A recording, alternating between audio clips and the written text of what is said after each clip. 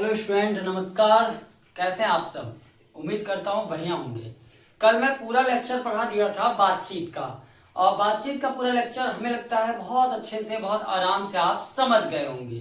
तो चलिए, आज मैंने आपको बताया था कि बातचीत को दो भागों में पढ़ेंगे। पहला, पूरे चैप्टर्स को क्या कहना चाहता है उसका निचोड़ मैं आपको कल बताया था, और आज हम उसके लेखक जिन्होंने उस निबंध को लिखा, आपको जैसा बताया था कि बातचीत एक निबंध है, उस निबंध में क्या है आपको कल पता चल गया होगा। आज हम बता रहे हैं कि उसके जो निबंधकार हैं, यानी कि बालकृष्ण भट्ट, उसके लेखक बालकृष्ण भट्ट, उनका लेखक परिचय पढ़ेंगे। तो चलिए, बिना टाइम गंवाए हम सीधे आते हैं। इसके जो लेखक हैं वह है बालकृष्ण भट्ट। इनका जन्म 23 जून 1844 इलाहाबाद उत्तर प्रदेश में हुआ था। पिता इनके बेनी प्रसाद थे, जो कि एक व्यापारी थे।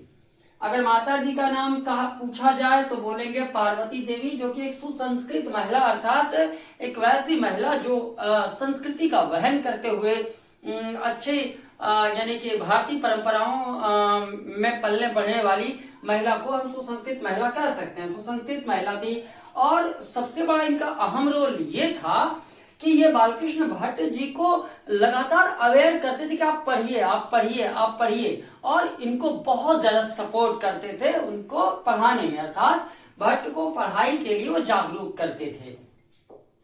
पेशा जो इनका है बालकृष्ण भट्ट का, वो निबंधकार हैं, नाटककार और पत्रकार है। देखिए, पत्रकार अक्सर आपको जितने भी हिंदी के निबंधकार, साहित्यकार, कहानीकार या रचनाकार होंगे, वो कहीं ना कहीं पत्रकारिता से जुड़े होते हैं। इसकी एक साफ वजह यह होती है कि उनकी हिंदी अच्छी होती है, और जिनकी हिंदी अच्छी होती है वो हिंदी पत्रकारिता में अच्छा मिसाल पेश कर सकते हैं। उनकी लेखनी अच्छी होती है, उनका लेखन कौशल अच्छा होता है, वो लिखना जानते हैं, उनको लिखने का तौर तरीका पता होता है। इसलिए जितने भी हिंदी के साहित्यकार हुए वे कहीं ना कहीं पत्रकार भी हुए। अब आते हैं इनकी भाषा शैली क्या थी, तो अक्सर हिंदी में लिखा करते थे। इनकी भाषा हिंदी थी। राष्ट्रीयता भारतीय, क्योंकि भारत में पैदा लिए थे, भारत के साहित्यकारों के साथ काम किए थे, भारत में इनका नाम था, इसलिए भारतीय साहित्यकार में ये भारतीय हुए। काल इनका जो, जैसे हर साहित्यकार का एक काल होता है, एक समय होता है, एक पीरियड्स होता है, एक टाइम पीरियड होता है, उसमें वो काल कहलाए भारतेंदु युग के, भारतेंदु काल के थे ये। विधा यानी कि इस फॉर्मेट में लिखते थे। विधा इनका गद्य विधा था। विषय अक्सर किन टॉपिक्स पे ये लिखा करते थे, तो ये जिन टॉपिक पे लिखा करते उनमें से ज्यादातर या तो निबंध होता था या तो ये नाटक लिखते थे। अब इनकी शैक्षणिक योग्यताओं पर अगर हम बात करें तो ये स्कूल में 10वीं तक शिक्षा प्राप्त करने के बाद घर में ही संस्कृत का अध्ययन किया, यानी कि 10वीं तक इन्होंने पढ़ाई की। उसके बाद ये अपना अध्ययन छोड़ दिए और फिर घर में ही रह के, यानी कि सेल्फ स्टडी करके वह संस्कृत का अध्ययन करने लगे घर में ही। अब हम बात कर रहे हैं कि किस तरह से उनकी पढ़ाई 10वीं के बाद उन्होंने घर में ही रह के अध्ययन करना शुरू किया। उसके बाद क्या हुआ उनके साथ, तो वे हिंदी, संस्कृत, उर्दू, फारसी, सोचिए कितने बड़े विद्वान थे कि उनको एक नहीं बल्कि ये 1, 2, 3, 4 भाषाओं के वो ज्ञाता थे, अच्छे जानकार थे। यानी हिंदी, संस्कृत, उर्दू, फारसी भाषा के अच्छे जानकार थे। 1867 में प्रयागराज के मिशन स्कूल में एंट्रेंस की परीक्षा दी, यानी कि एडमिशन लेने के लिए, ठीक है, एंट्रेंस की परीक्षा दी। वह परीक्षा पास कर गए तो 1-2 सालों में उनकी वहां पे पढ़ाई चली। उसके बाद में उसी स्कूल में वे पढ़ाने लगे, यानी कि 1869 से लेकर 1875, यानी 6 सालों तक इसी विद्यालय में अध्यापन किया। मतलब वहीं पे उन्होंने पढ़ाना शुरू किया, शिक्षण करना शुरू किया, शिक्षक बने। उसके बाद 1885 की बात करते हैं तो 1885 में प्रयाग के CAV स्कूल, CAV नामक एक विद्यालय है वहां पे प्रयाग में, वहां पे वो संस्कृत शिक्षक बने। कौन से शिक्षक बने पूछा जाएगा कि प्रयाग के CAV स्कूल में वह किस विषय के शिक्षक थे, तो बोलिएगा संस्कृत विषय के शिक्षक बने। 1885 में प्रयाग के CAV स्कूल में संस्कृत शिक्षक बने। 1888 में प्रयाग के कायस्थ पाठशाला इंटर कॉलेज में अध्यापक के पद पर नियुक्त हुए। सोचिए, यानी कि इनको सरकारी नौकरी मिल गई। कब मिली सरकारी नौकरी? तो 1888 में इंटर कॉलेज में कौन सी पाठशाला? कायस्थ पाठशाला में अध्यापक पद पर नियुक्त हुए। लेकिन मन नहीं लगा। मन क्यों नहीं लगा?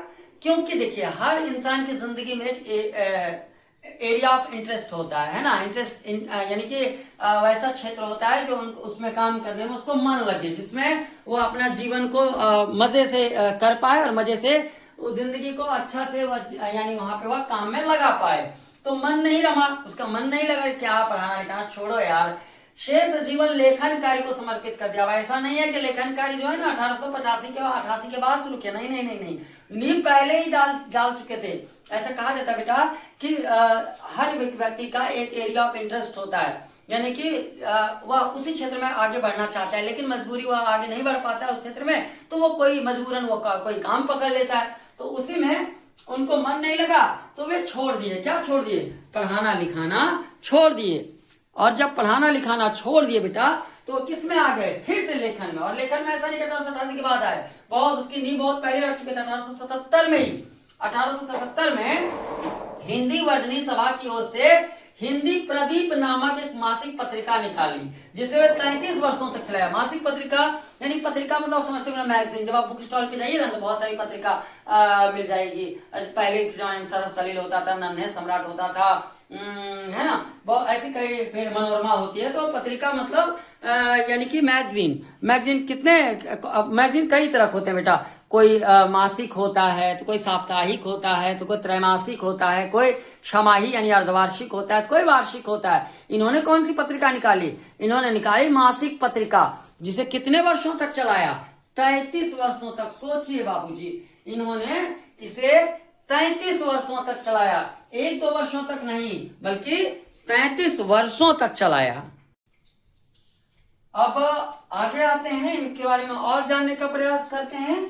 अभी तक हमने 1871 के बाद जो लिखना शुरू किए थे, 33 साल तक उन्होंने मासिक पत्रिका चला। उसके बाद देखते हैं कि 1881 में वेदों की भक्तिपूर्ण समीक्षा की एक पुस्तक लिखे थे। उसमें वेदों, जितने भी वेद, हमारे चारों वेदों की समीक्षा किया था, रिव्यू दिया था। जैसे आप लोग कोई सामान खरीदते हैं तो रेटिंग्स देते हैं ना, कि किस तरह से यह प्रोडक्ट अच्छा था, कितना नंबर देंगे, बैड था, वेरी बैड था, गुड था, एक्सलेंट था। तो रेटिंग्स आप अक्सर ऑनलाइन शॉपिंग में देते होंगे। तो उसी तरह से रेटिंग्स दिए थे। किनकी रेटिंग्स? तो वेदों का। वेदों में क्या कितना यानी रेटिंग हम देंगे, यानी उस पर एक किताब लिखे थे। कब लिखे थे? 1881 में। 1881 में वेदों की भक्तिपूर्ण समीक्षा की। 1886 में लाला श्रीनिवास दास के द्वारा, क्या नाम था उनका? 1886। कब? 1886 लाला श्रीनिवास दास के संयोगिता स्वयंवर। उन्होंने, लाला श्रीनिवास दास ने एक संयोगिता स्वयंवर नामक एक पुस्तक लिखी थी। उनकी आलोचना की थी, कठोर आलोचना। मतलब आलोचना समझते हैं, क्रिटिसिज्म है ना, क्रिटिसाइज करना, मतलब नीचा दिखाना। वह गलत बोले हो तुम, हट, ये गलत है, ये गलत है, ये गलत है, लेकिन लोगों की गलतियों को उजागर करना। तो 1886 में लाला श्रीनिवास दास के संयोगिता स्वयंवर की कठोर आलोचना की। उसके बाद अंतिम समय जब बुढ़ापा आने लगे इनकी, तो बहुत ज्यादा लगा, अरे क्या तो काम दाम कर नहीं सक रहे हैं, तो चलो कहीं जुड़ के अपना जिंदगी में अपने साहित्य को जिंदा रखें। तो उन्होंने क्या किया था कि अंतिम समय में श्याम सुंदर दास द्वारा रचित हिंदी शब्दकोश, जैसे देखते हैं ना अंग्रेजी में भार्गवा की डिक्शनरी होती है, ऑक्सफोर्ड की डिक्शनरी होती है ना, तो उसी तरह से हिंदी डिक्शनरी, यानी हिंदी डिक्शनरी किसके द्वारा बाबूजी? तो श्याम सुंदर दास द्वारा लिखी जा रही थी। तो उनमें वो शामिल होके उनका संपादन यानी कि एडिटिंग का काम करने लगे, यानी संपादक बन गए उनका, है ना, किया। लेकिन हुआ क्या, ये बड़े ही आत्म स्वावलंबी इंसान थे। स्वाभिमान पे जरा सी चोट पहुंचती थी, छोड़ के भाग जाते थे, नौकरी त्याग देते थे।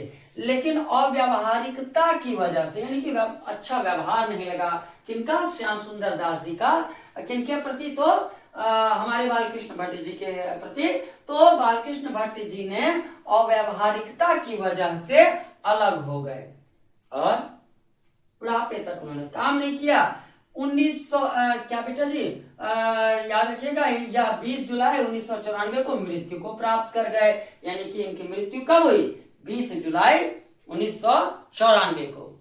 आप पूरा अच्छे से लिख लीजिएगा, नोट डाउन जरूर कर लीजिएगा, कॉपी में बहुत काम आएगा। ऑब्जेक्टिव सब्जेक्टिव दोनों में कुछ सवाल आ सकते हैं। इसलिए चलिए, कैसा रहा आज का क्लास, चैप्टर 1 कैसा रहा, दोनों चैप्टर्स को मिला करके लेखक परिचय और आपका पूरा लेक्चर बातचीत का, दोनों मिला के आप मुझे कितना रेटिंग्स देंगे कमेंट करके जरूर बताएं। Thank you so much.